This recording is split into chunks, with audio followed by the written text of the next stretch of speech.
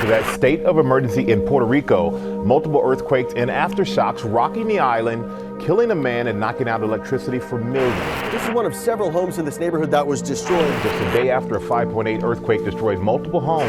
Damaging schools. This church completely destroyed. Earthquakes are a thing in many Latin American countries, and they certainly are here in Puerto Rico, where we live. So we wanted to talk about some vocabulary today to get you ready in case you ever find yourself in a country where there's an earthquake. Hola amigos, Jim and Mai here from Spanish and Go, your resource for learning real-world travel Spanish. And like Jim was saying, we really hope you never have to be in a situation where you have to use this vocabulary, but we thought it was interesting and important to teach you about it today. So here we go. So this wasn't an episode we ever really thought about making, but considering what's been going on here in Puerto Rico with the earthquakes recently, we thought we would share a little bit of our experience with you guys, as well as some relevant vocabulary and things that you should know if you ever find yourself in an earthquake. So we're in San Juan, Puerto Rico, and the last few days, actually maybe the last week, there have been a number of earthquakes. And of course in English we usually just call them earthquakes, but there are a number of other words used in Spanish to describe kind of different levels of earthquakes. And so we're gonna dive into that a little bit today and more. So we have three main words that we use in Spanish when we're talking about earthquakes. Technically, they all mean the same, the earth moving. So one of them is sismo. Sismo is a word that is more used like on the news, on a newspaper. I don't know, it sounds more Official? Yeah. We see it all the time on anuncios, what would you say, warning signs, warning people about earthquakes. It usually says en caso de sismo, no? Then we also have temblor. I think this is the preferred word for most Spanish speakers, but some people say that temblor is only a small one, something that you barely feel or that is not as big as terremoto, which is the other word we use. And like I was saying, terremoto, we usually use it with bigger earthquakes. And they all mean the same, like I was saying. So when I was just starting to learn Spanish, the word that I knew for earthquake was terremoto, but you almost never hear that word in general because most of the earthquakes are a lot smaller, and that's not the go-to word for smaller earth movements. Terremoto, earth moving, right? That's basically the breakdown of the word in Spanish. Now, some other words that are very useful to know in this situation are réplica or réplicas in plural. Do you know what that is? Aftershocks. And also falla. Do you know what that is? Fault. So the origin of temblor or terremoto has to do with fallas, with also placas tectónicas. Oh, tectonic plates. And the movement of these placas. So that's why terremotos or temblores or sismos happen. Yeah, we've been feeling lots of replicas since the big earthquake this morning. Yesterday, people were checking up on us to see if we felt the earthquake from yesterday and if we were okay. But the earthquake this morning was much stronger, and there have been a number of replicas or aftershocks since then. In fact, just minutes before recording this video, we felt several others. So moving on with the vocabulary, we also have hipocentro, which is also known as foco, and that's the place in the middle of the earth where an earthquake originates. That's foco or hipocentro. Another very important word is epicentro, which is the place on the surface of the earth where the earthquake is stronger. So let's say we have the earth here, the Epicentro is somewhere in the middle of the earth where the earthquake originates, and then the epicentro is on the surface of the earth where the earthquake is stronger. That's epicentro. Another important word is maremoto. Maremoto literally means movement of the water, but it's colloquially used to describe an earthquake that originates in the bottom of the sea.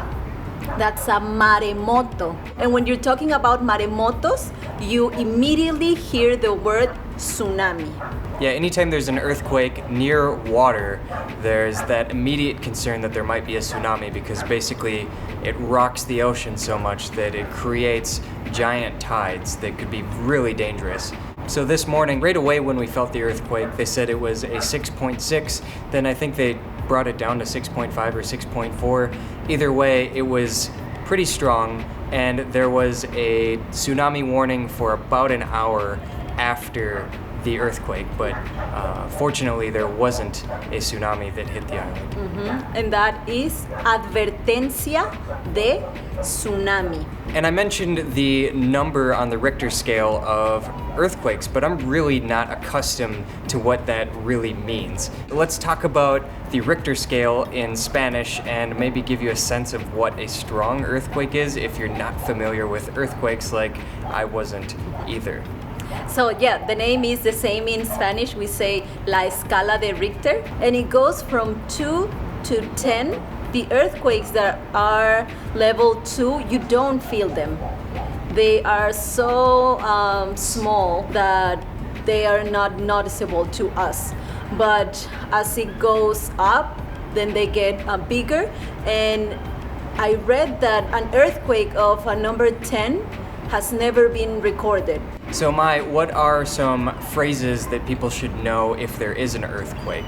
Something very important is salida de emergencia. This might be a little bit obvious. Salida, exit, and emergencia, emergency. So you have to make sure that you find a place that says salida de emergencia and you go that way. Another one is ruta de evacuación. It's the evacuation route. Yes, most buildings have one, or they should have one, where they lead you to the safest way out of the building.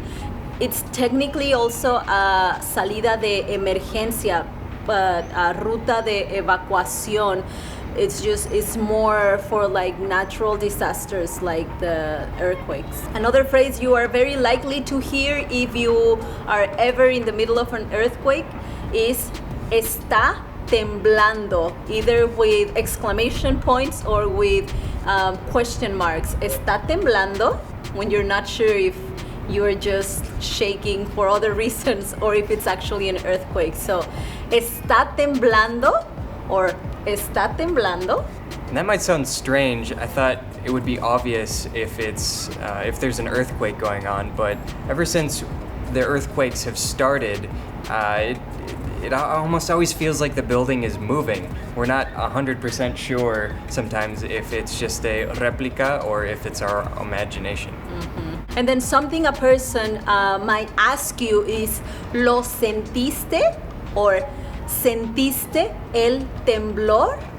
If someone wants to start a conversation with you about the earthquake. And that means? Did you feel it? Did you feel the earthquake?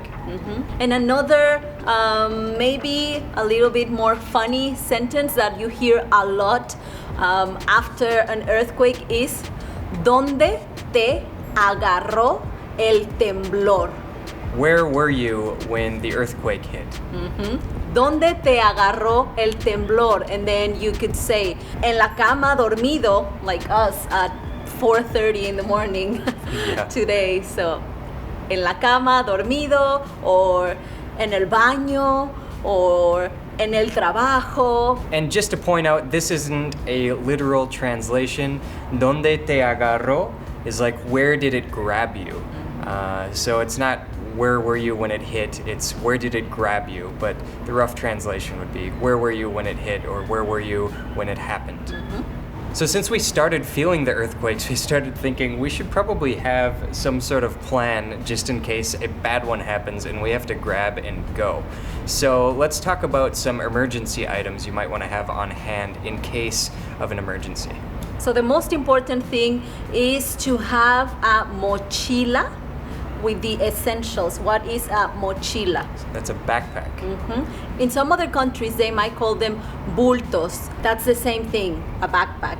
And some of the things you need to have in your backpack are agua. Maybe botellas de agua, bottles of water. They could be plastic bottles or reusable bottles, which you should have, right? Documentos importantes.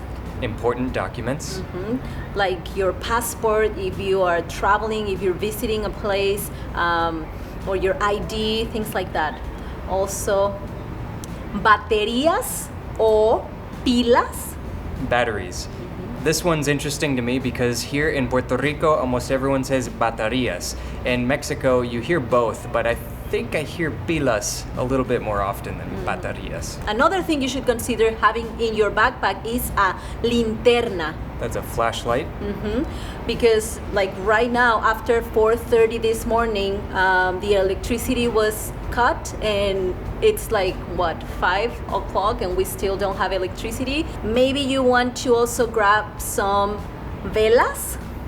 Candles. And you should also have some alimentos enlatados o no perecederos. That would be canned foods or unperishable goods. Something important that you should consider too is to have a small botiquín de primeros auxilios. So that would be a small first aid kit.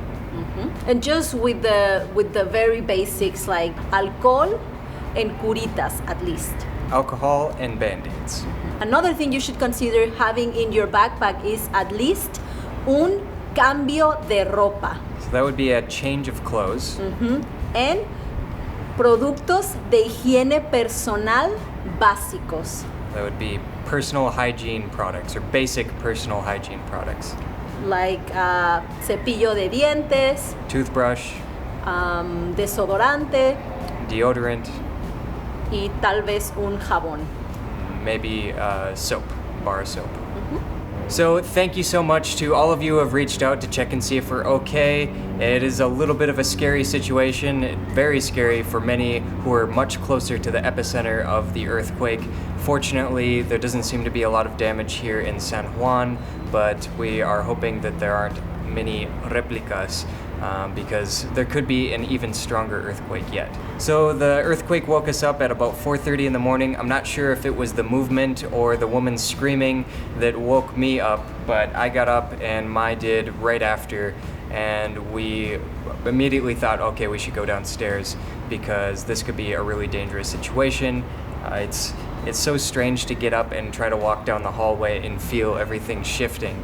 But fortunately, we're okay. Everyone in our building is okay.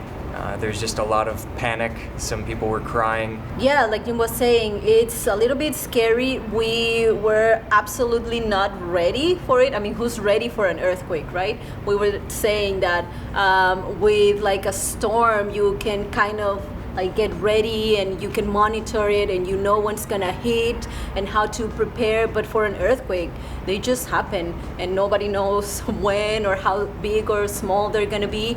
Yesterday, before the first earthquake we felt, we decided that today we were gonna go to the store because we needed some water and things that we had run out of at the house. And this morning we decided to go to the store, and there was a huge line that went like around the corner of the store to try to get in.